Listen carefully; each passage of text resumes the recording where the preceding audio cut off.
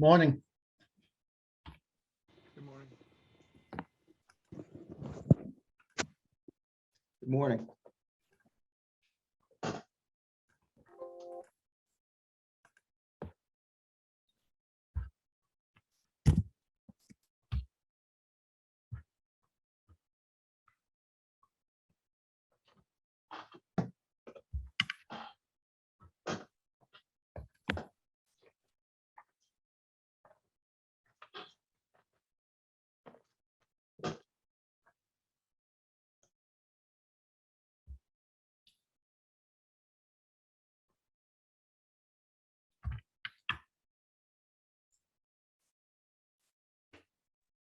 Morning, everybody. Morning, Jesse.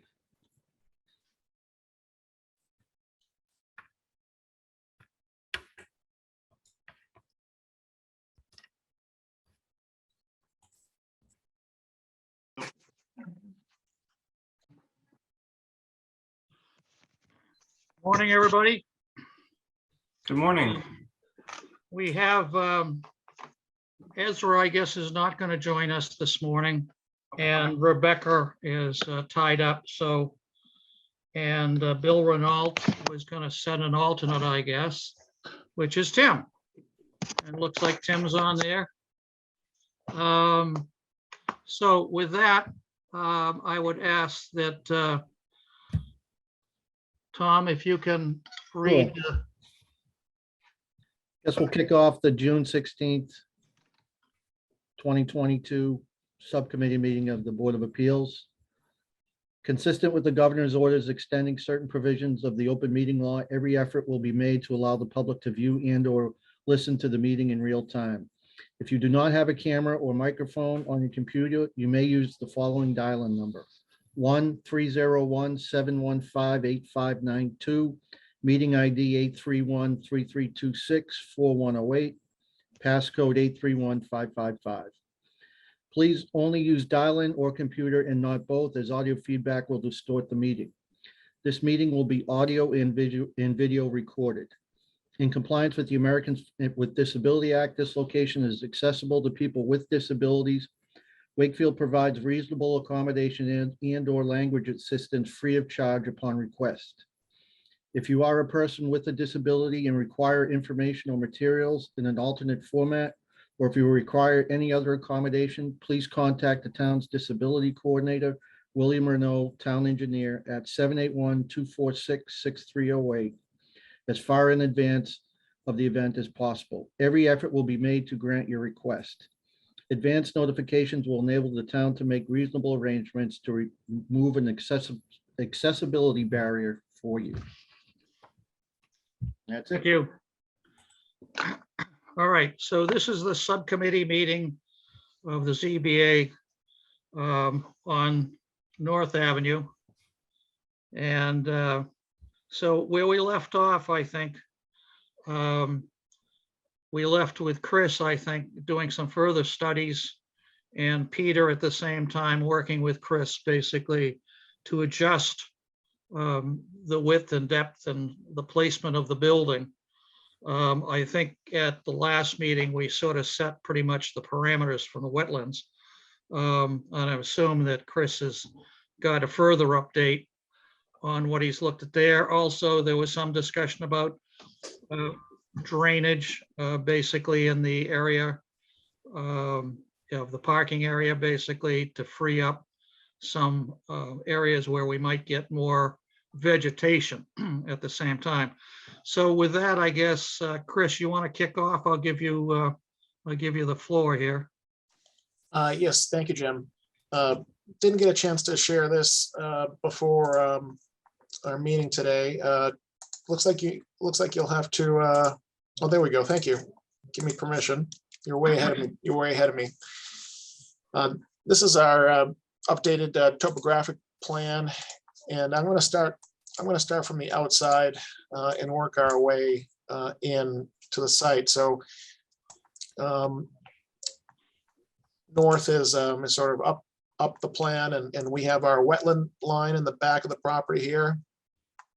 This side of the wetland, that's on the North Ave side, and after the last couple of calls where we had an opportunity to have Rebecca present, she definitely indicated that the commission is going to be looking to try to get to 25 feet wherever we can.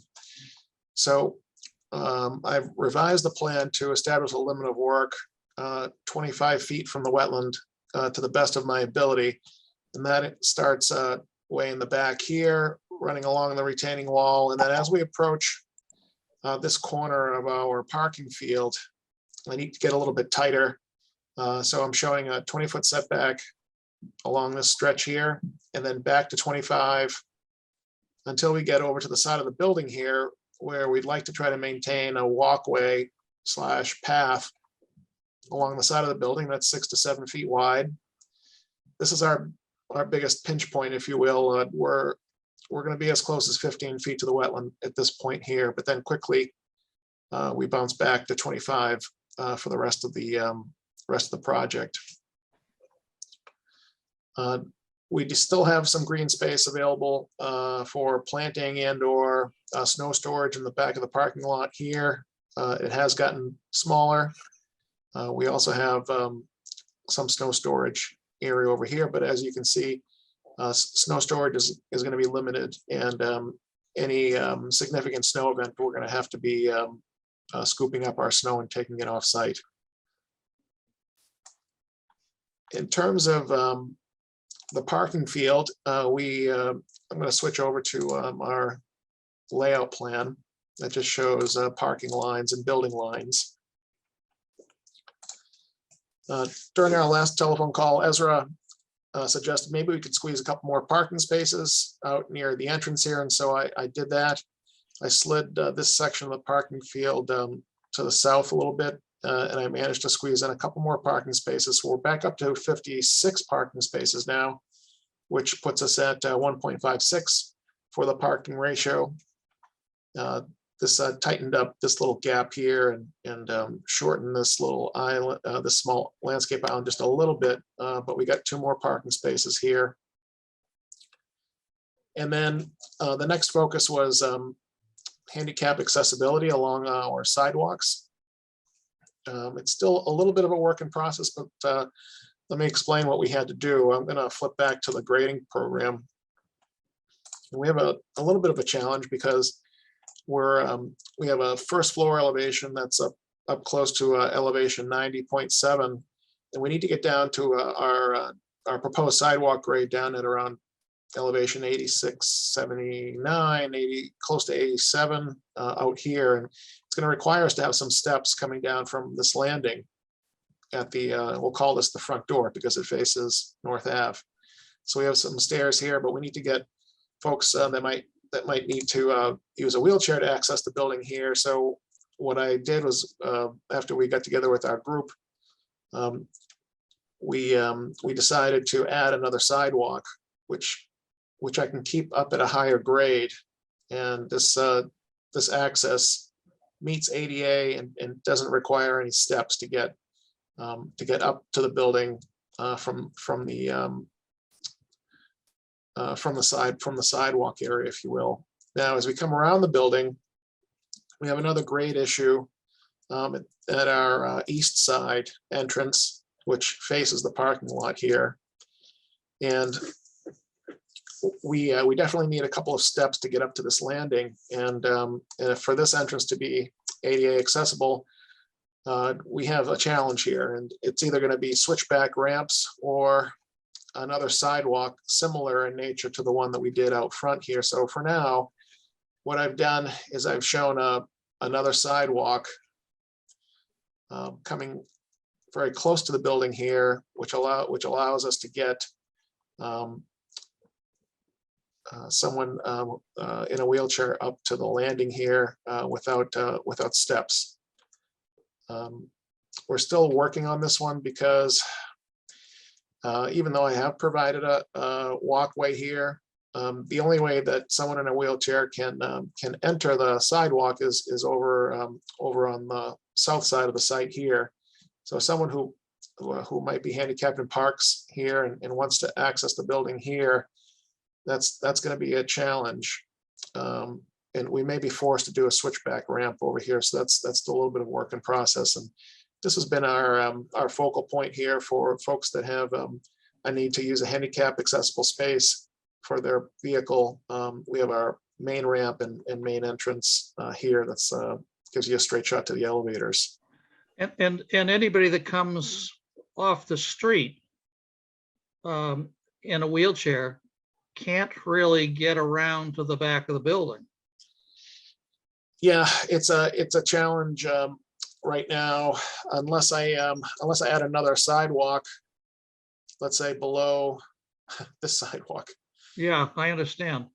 Yeah, It's that needs some big study. And I think we've sort of settled to some degree at the moment, and who knows how this goes, but with the setback from the wetlands, but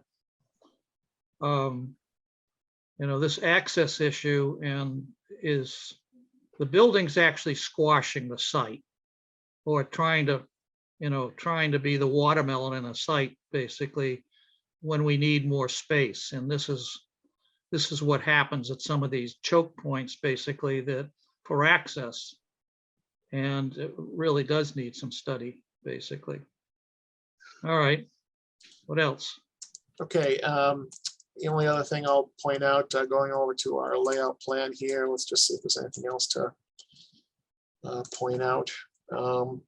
We did take a look and see if we could squeeze a couple more parking spaces in a couple of spots. This is potentially a candidate here. I'm trying to see if I could squeeze something else here, but let me go back to the grading plan. We did review, Jim, changing the shape of our stormwater management area. You may recall it has an odd configuration here. It's a below grade aluminized steel pipe infiltration / detention system. And it looks like we can square this off and free up this triangular landscaped area here, which would allow us to be able to plant some more trees. I'm working with our landscape architect, who's on the call today, by the way, Jim Elliott Brundridge. Okay. And we're the next time you see us, and I think we might even be able to have some landscape discussions. But it looks like we'll be able to plant some trees in this area here. Okay.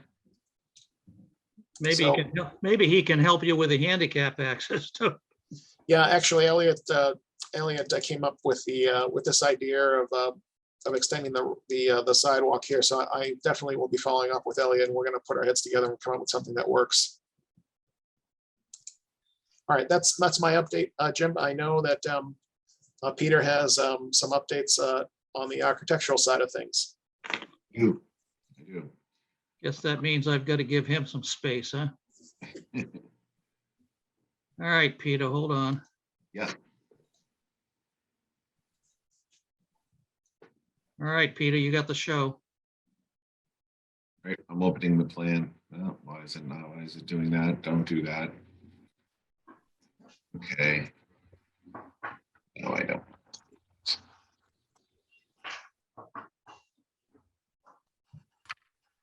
Am I sharing yet? I'm not, right? No, No. just you're sharing your face. That's about it. That's enough. Let me see here. Screen share.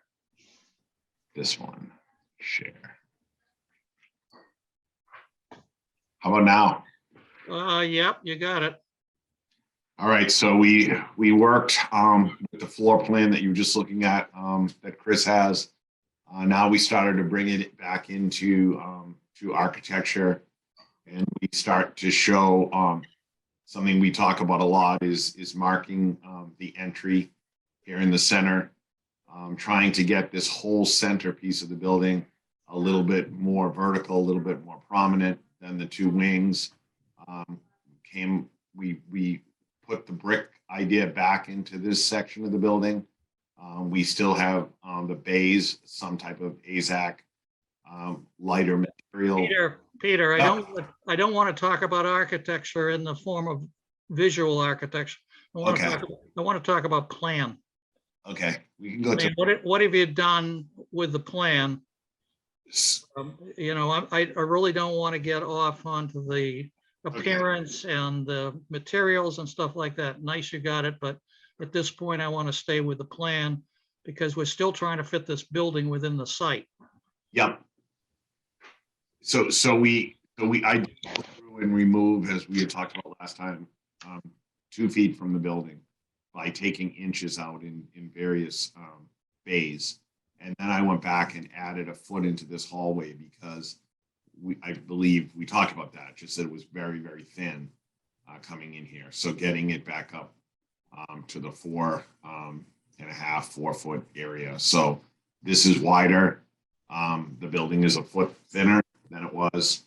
I think at this point, I can't reduce anymore because I can't get bedrooms to work, bathrooms to work within that configuration of this building. Well, I mean, this pretty much stacks. Second floor, so third floor. Correct. So what's our mix? 3 bedrooms, 2 bedrooms? We've got, and that's a good question. We've got 4 threes. I know that. So these 2 corners repeat twice in the back. I don't. We haven't recently done the count, but we can do it again. Since the orientation is 180 degrees, can you flip this plan so that we're looking at it in the same way we're looking at Chris's drawing? Yeah. Yep.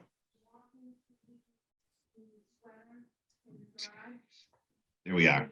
All right. So now point out the threes The threes are here in the back. 1, 2 on either side. on either side. Yeah. And the front is what? So the front goes, I guess we could start that way. We've got a 2. a 1 bedroom. So they're equal, right? So it's in the front total 2 2s and 4 1s. 2 2s and 4 1s. Okay. So the center section is 2 1s. The next group over on either side of that is a 1, and then the outside is 2s. Correct. All right, and then at the back of the building, we've got the 3 bedrooms on either wing. And then in the middle, we've got 1s. 1s. Yep, 4 1s. And this stacks through all the floors. That's correct. I'm just going to have Steve do a count while we're speaking. Steve, can you count? Of course you are. Yeah. Yeah, I'm here, Pete. I'll give you a count. Hold on. All right. So what happens if we take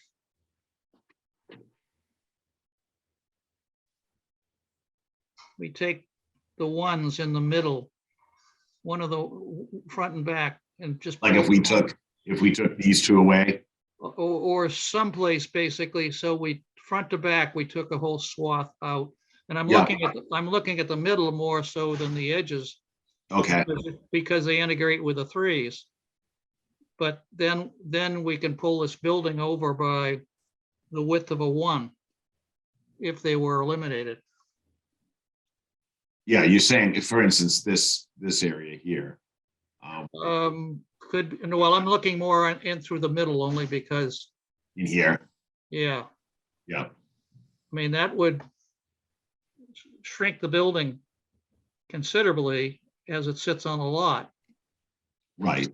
It would change, of course, the layout a bit in how you deal with this. Maybe in some way, some of those outer 1s become 2s. I don't know. And Jesse, do we have any restriction in terms of 1 and 2s? No, just 3s. We have to have 10% 3s. Yeah, that's what I thought. So, because I just see, I mean, you can see what Chris is doing right now with handicap access issues.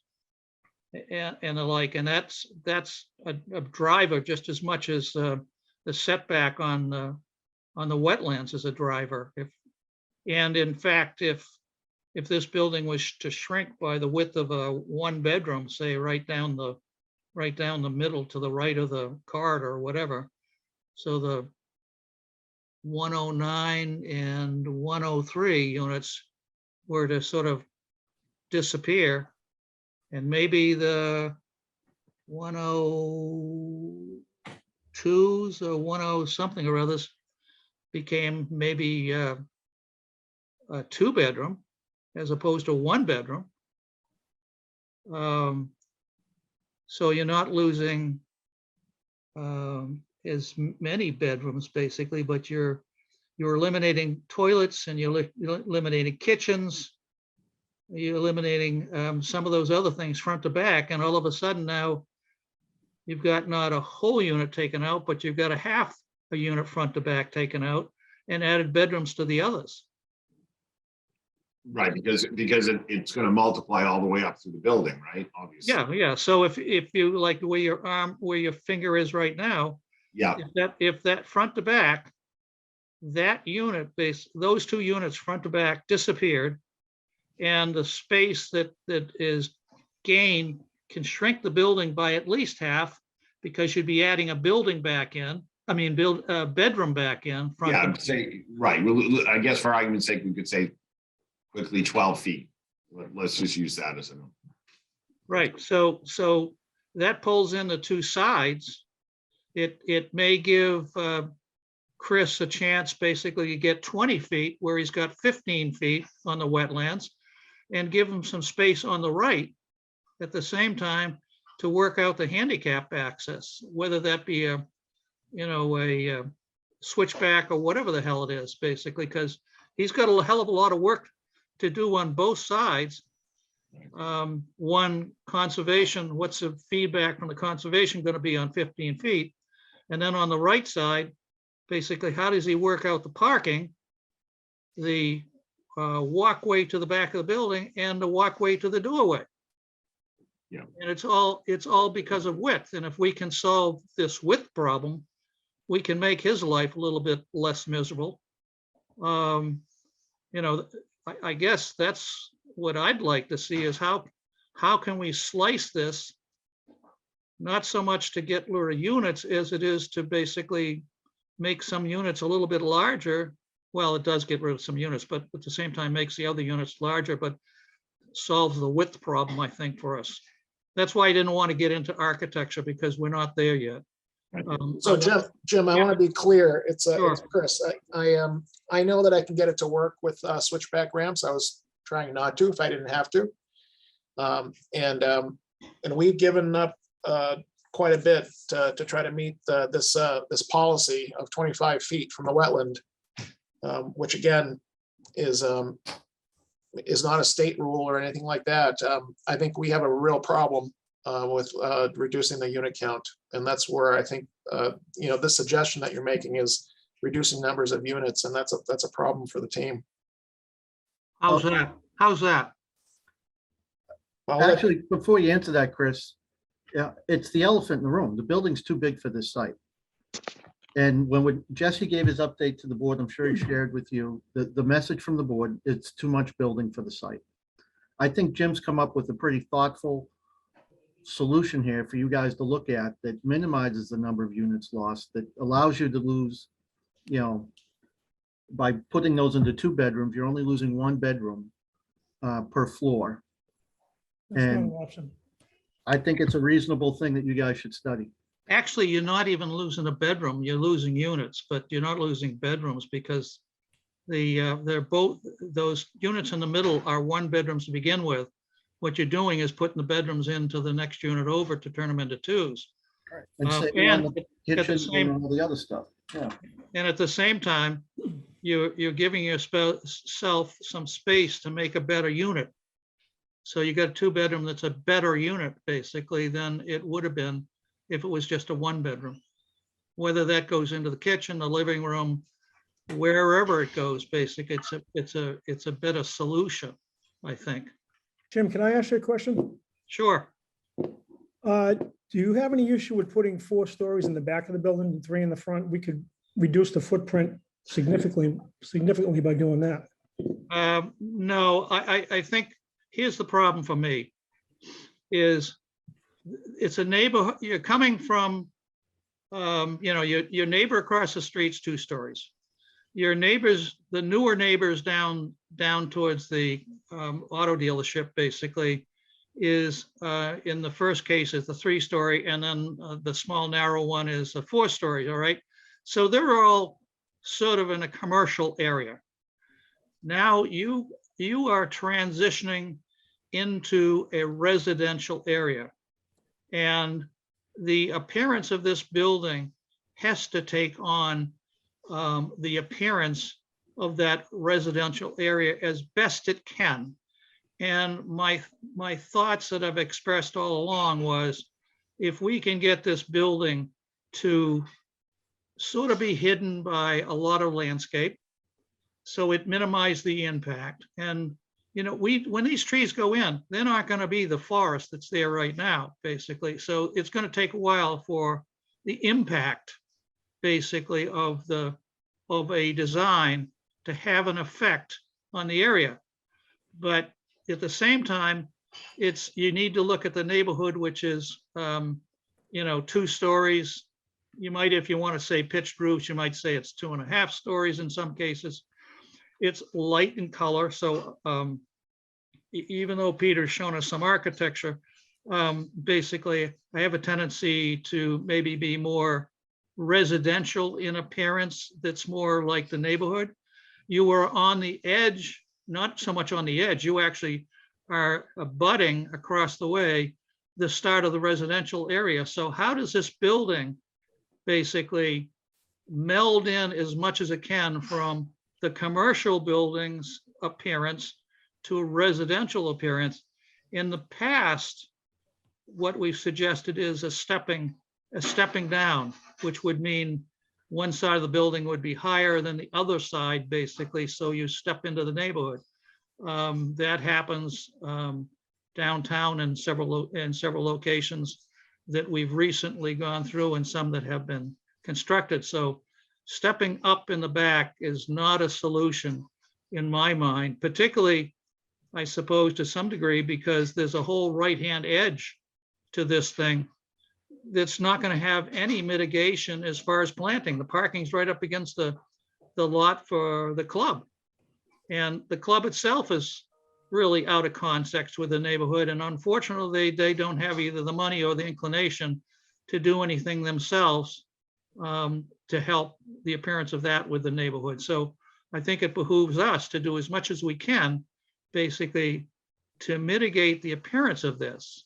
And at the last conversation, I suggested that the front of and this is, originally remember, this building was flipped. So it became sort of obvious after a while that maybe pushing the center section forward, even up to the property line, would make the center of this building be the dominant element, and everything else pulls back. So it gives it a much smaller profile on the street and breaks it up enough so it becomes sort of in the scale of the neighborhood. It will never be in the scale of the neighborhood, but at least it mitigates some of the issues there. So raising this by another floor is not in my vocabulary, but quite frankly, I'm sorry.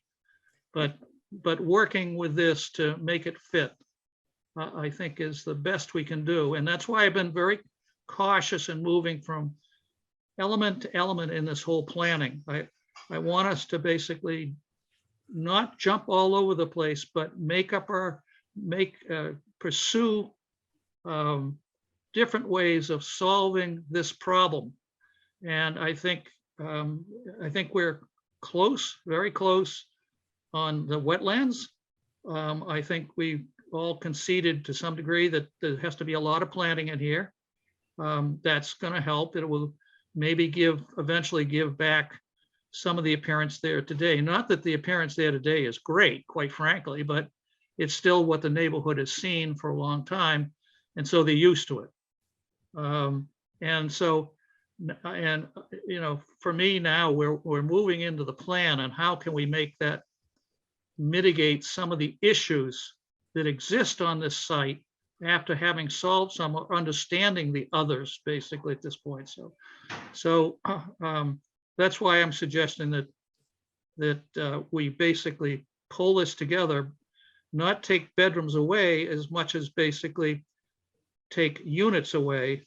And you can dress up the units better, basically, so that in fact the rates that you get for them are better at the same time. So I don't know what that does to portfolios and everything else, but at this point, Tom and my track basically is to bring something we think the board would be interested in moving forward with and clear the way. So I can only say that we're working towards that direction.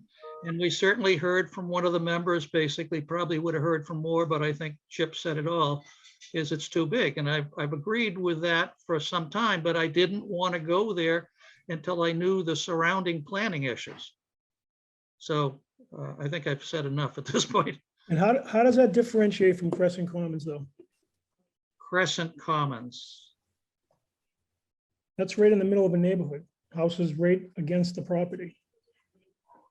3 and 4 stories. Same thing with Turret Lane. Oh, did you see Crescent Commons when it started? I did not, but I'm just looking at the final. You have to see, to understand what happened on Crescent Commons. You really need to look at the first submission. Well, I'm just looking at the last submission and how I know, it's already taken a floor off, so we we're not took, interested in reducing more units. I can say that. Crescent Commons, and Peter can, since he was involved in it, Peter can send you the images and the profile basically of that building as to how many units basically started with and what it looked like to begin with. It's a huge, huge difference. Huge. It's not even the same building, 100%. It isn't. That's a totally different building than what we started with. Yeah. I'll share with Dana for sure. Yeah, because we worked with that.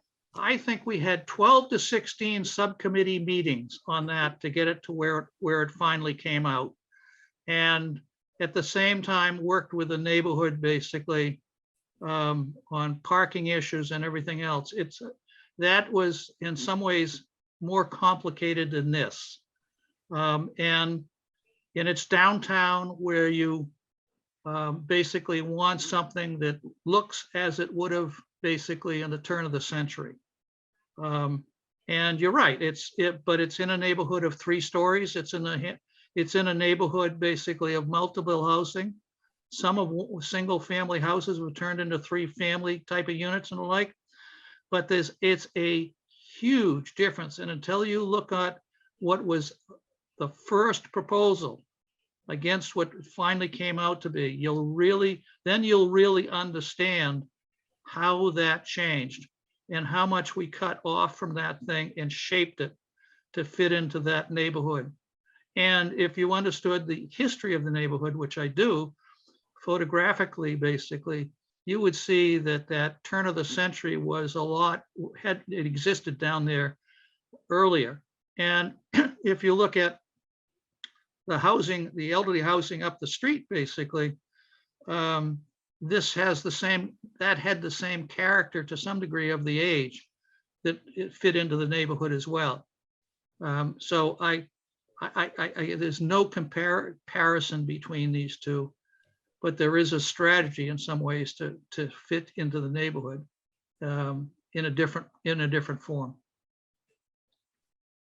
So I guess the other question would be, the building next to it is 4 stories. And if the first third of this building was 4 stories and stepped down to 3 stories, I'm assuming that wouldn't be acceptable either, right? That's not a solution for this one. Yeah. So why don't we talk steps going forward? We respect the approach of compartmentalizing the disciplines into civil, architecture, and landscaping. But the state handbook for designing buildings like this and making them fit into existing neighborhoods, it gives us multiple options for resolving issues like we're under discussion. One of which is reducing the mass of building The other is making it blend in with architectural elements, and the third is covering it with landscaping. So we've got other options available to us. So my question, I guess, to you, Jim, is where do we go from here if we're saying now the unit count is what it is, we're not reducing units? That's because that's where we are at this point. In terms of pro forma, the loss of a couple of bedrooms is much less significant than it is for a loss of unit. Just think about the rents per month. A one bedroom will get 3,000, for example. A two bedroom would get you 3,200. So losing a two bedroom as opposed to a one bedroom is a couple $100, whereas losing a unit entirely is several $1,000s per unit.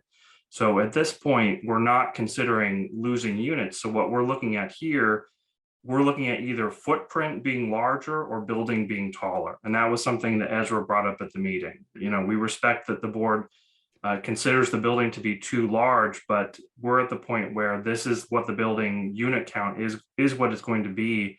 So we either need to mitigate that through reducing the footprint and going up, or starting to move on to architecture and looking at what the building will look like and what will cover it with landscape architecture. So what do you see we go from here, Jim? What's the next step?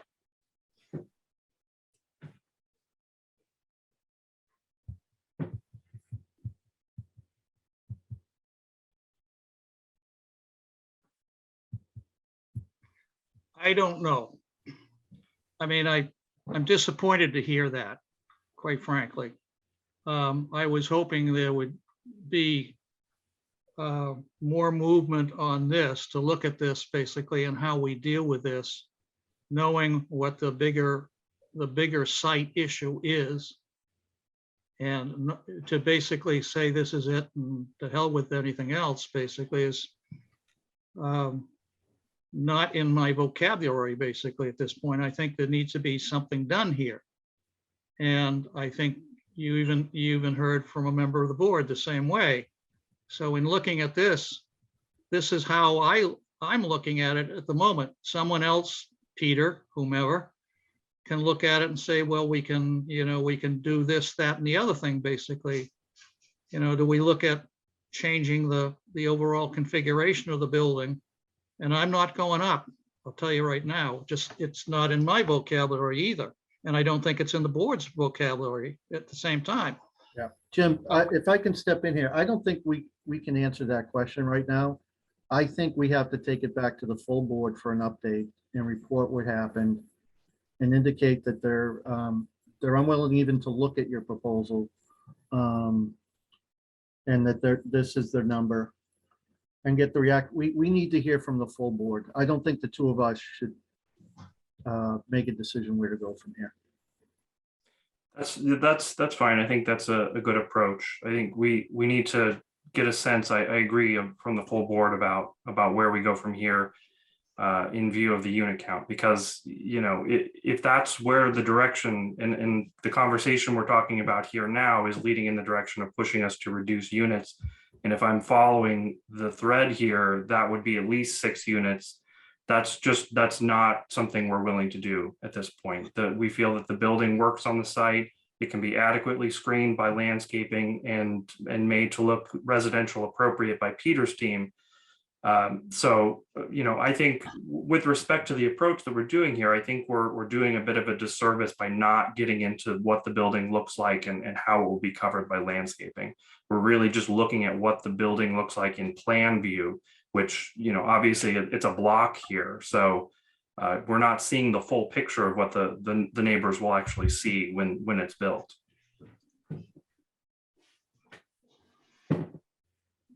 Well, then we're at something of an impasse, as Tom says, where we need to go back to the board and get direction from them.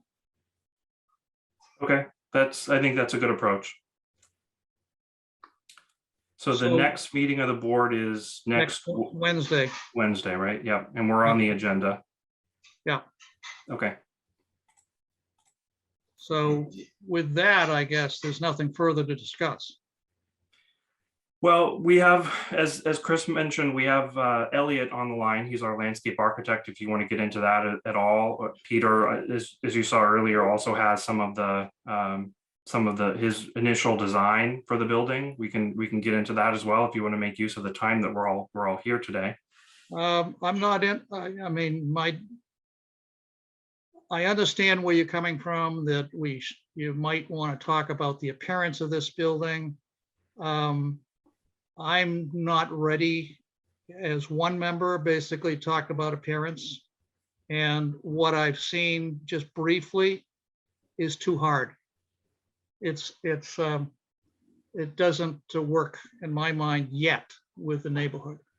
As far as the landscape, I'd be more in, since we've been talking about ground plane for a long time, I'm interested in seeing what he might show, basically. Yes, I think that's like, I feel that's a reasonable item to discuss. So if you want to put that on, that's fine. Okay, Elliot, do you have anything at this point you can show, or maybe we could put up Chris's layout plan and just kind of go over where you're thinking about? Yeah, that's probably the best, because I just saw this morning. Yeah. So Peter, could you maybe take down your share screen and, oh, there's Chris. There he goes. Great. Thank you, Chris. Yeah, we've been talking about mitigating through landscaping in this on the eastern side of the site at the triangle, and Chris will be modifying the drainage system to accommodate larger plantings. We're not restricted just to shrubs over there. If we have the depth, the soil depth, and we're not conflicting with the drainage system, then we can do some significant landscape work over there regarding evergreen trees and massing to screen that view. Across the front, since the building is sort of dancing back, and we have the access path there, we have plenty of room to, again, do as much landscaping as we can to appropriately frame the building and also screen it from the residential area across the street. With respect to the secondary level, that's the primary level of screening. The secondary levels in the back, and I think we need to be considerate of the snow storage areas because they're minimal, in my opinion. So we need putting trees and the like in the back areas doesn't really make a whole lot of sense because they'll get damaged through snow and ice. So I think we're looking at maintaining grass areas and perennial beds that are going to allow for the snow storage to be useful in those areas. So again, just reiterating, the primary area that we're focusing on is the front and that triangular area that's closest to the Knights of Columbus. Elliot, in our previous conversation with Rebecca, basically, I had said the 20, 25, 15-foot buffer area could become a planting area as well. It had to be native species, as she said. It certainly is, you wouldn't be dumping snow in there, so maybe some of the planting ends up along there.